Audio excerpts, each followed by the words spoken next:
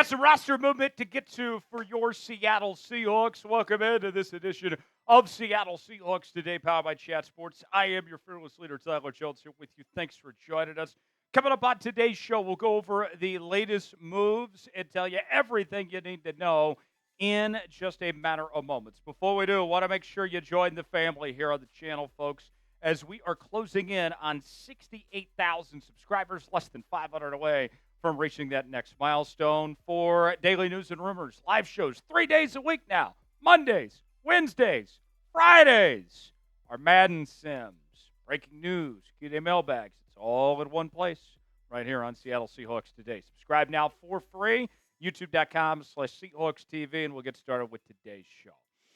Let's go over the latest roster movement as we've seen players come in and players come out with OTAs just around the corner. Let's tell you all about it.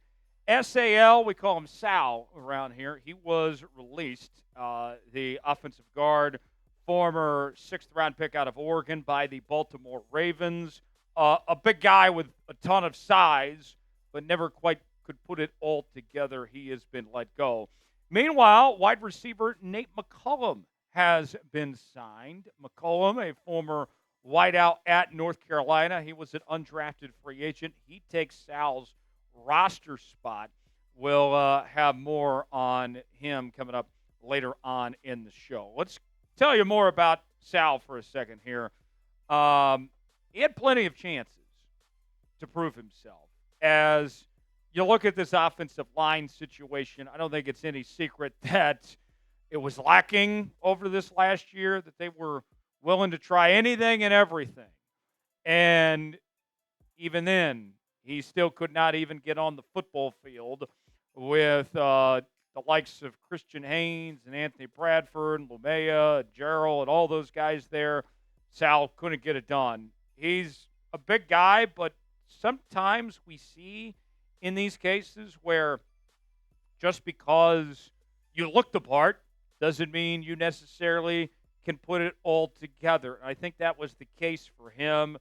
I wouldn't rule out this being the end of the road, though. We've seen time and time again where the Seahawks have released a player and then cleared a roster spot and brought them back later. So I don't necessarily think he's totally done, but it'll be something to monitor as far as his situation goes. McCollum is interesting for a number of reasons, and we'll explain a little bit further as we'll do a player profile on him coming up in just a moment. But this is somebody that has played a receiver. He's played special teams. He impressed with the Giants in the rookie minicamp just a few weeks ago. We'll tell you more about him and his chances to potentially make the roster coming up in just a bit. Before we do, our pin comment today. How would you grade the Seahawks roster moves? A, B, C, D, or F? Whip out that red pen and let us know in the chat right now. You might get an ad break while the ad's playing. Get your votes in and tell me what you think of the Seahawks roster moves. I'm going to go with a B. I know that there's only a couple of moves at this juncture here. And at the end of the day, you didn't get better and you didn't get worse. And so with that alone, I'm going to go with a B here. I look at, Sal had plenty of chances to make the roster and didn't work out. And now you see Seattle is trying these different receivers. And the more I look into McCollum here, he's worth at least taking a closer look at and giving a shot to. Now, when I look at the moves that the Seahawks made with this, you can live with the decisions that they've made here with these two roster decisions. It's not earth-shattering what John Schneider and Mike Macdonald have done with these moves. Now, more on McCollum. He took part in New York Giants rookie minicamp, and from all indications, he had a pretty good camp, but the Giants just didn't feel like bringing him on. They didn't have a spot that they felt worthwhile for him. But more on him, let's tell you about. He began his career with the Georgia Tech Yellow Jackets, and he had some decent numbers, actually, at Georgia Tech when he was there. Then transferred, stayed in the ACC, went to North Carolina and played under Mac Brown the last 2 years. A wide receiver and also a return specialist. And he's had a few games here and there where he's gone off.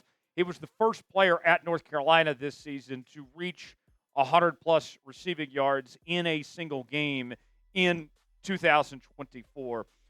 But you get the good and you get the bad when it comes to McCollum. His production was a bit lacking at times. Even though he showed that he could go off, it wasn't at a consistent rate. And here's what I'm talking about here. You go back to that last season he had at Georgia Tech, it seemed like that was going to be a building block for him that, okay, now he's going to get better from there, right? 60 catches, 655 yards, close to 11 yards of reception, 3 touchdowns. But then he goes to North Carolina, and his numbers went down year by year with the same amount of games played with 10 each. 2023, 44 catches, 469 yards, close to 11 yards of reception, only 1 touchdown. And then last year was the worst year he had since 2021, which just is strange, folks. 24 catches, 274 yards, 11.4 reception. I guess his average did go up, but did not get into the end zone. His best chance, if he is ultimately going to make this roster, which he's got quite his work cut out for him to potentially make this 53-man roster, is going to be on special teams. If he can stand out as a return specialist, and the competition is starting to heat up in that special teams department with Steven Sims and among others also there. Not to mention he's a bit small as well, not the biggest guy in the world. That is going to be to his detriment. I think if he is going to do anything as a receiver, it would likely be as a slot guy. That's how he was primarily used at North Carolina. And what I would say is, I know these are big names, so hear me out on this. I'm not saying, for the record, that he is Wes Welker or Julian Edelman, okay? Let's make that clear before y'all come at me in the comments section. Don't at me on that, by the way. But if you're thinking of the type of what he could be, it's in that type of role. I think that would be who he would be striving to try to model his game after, is a slot role similar to a Wes Welker or a Julian Edelman. And here's what we mean about his size. Small guy, 5'9", 185. I'll be frank, I highly doubt that he is going to end up making this team and get a spot on the 53-man roster when it's all said and done, but maybe he can potentially prove the doubters wrong. His scouting report, light feet that he brings to the table. He's very tough. I'll say that. Even though he's not a very big guy at 5'9", 185, he has shown a lot of toughness and awareness.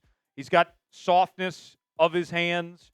He can be a yak generator. He's very good at getting those yards after catch. But where his size also hurts him is that once the tackler's there, they're going to bring him down. He can't really plow over those defenders. That is something that kind of holds him back there. Will Nate McCollum make the 53-man roster for the Seattle Seahawks? You got 2 options here. Prediction time for me. Y for yes, in for no. Chime in the comments section and tell me what you think, if he will make the roster or not. Y for yes, in for no. Tell me what you think. Rookie jerseys are available now at chatsports.com/Seahawks rookies. Get Gray Zabel with his proper number, as well as Jalen Milroe as well. And they're all in one place. Chatsports.com/Seahawks rookies is where you can get yours today. And I'm excited about these guys. We also have the other rookies available at that same link. And maybe you don't want a rookie, which is fine too. Maybe you're needing the Sam Darnold or Cooper Kupp jersey or Devin Witherspoon for that matter. They're all at that same link. Chatsports.com/Seahawks rookies. Father's Day coming up. It's the summertime. I think the rookie jerseys are great to get this time of year because you get to wear it for their entire career here in Seattle. It's all in one place. Chatsports.com/Seahawks rookies. Link is in the comments and description of today's video. Check it out today. You'll be glad you did. So going forward, after these last couple roster moves, some final thoughts here. June 1 is coming up very soon. And why is that significant? Well, you have the post-June 1 cuts, which will be going on throughout the National Football League. And John Schneider has already told us that they are going to be looking at their options particularly at the offensive line, of veteran players that will be post-June 1 cuts. I think you're not only looking for potentially more offensive line help, I also think Seattle is going to be keeping their tabs on the corner position. They've already been talking to guys like Shaq Griffin and Rasul Douglas, and there'll be others that come available here within the coming days ahead. For continuing Seahawks coverage, subscribe now to Seattle Seahawks Today, youtube.com/SeahawksTV. I'm Tyler Jones. Thanks for joining us. We'll see you next time.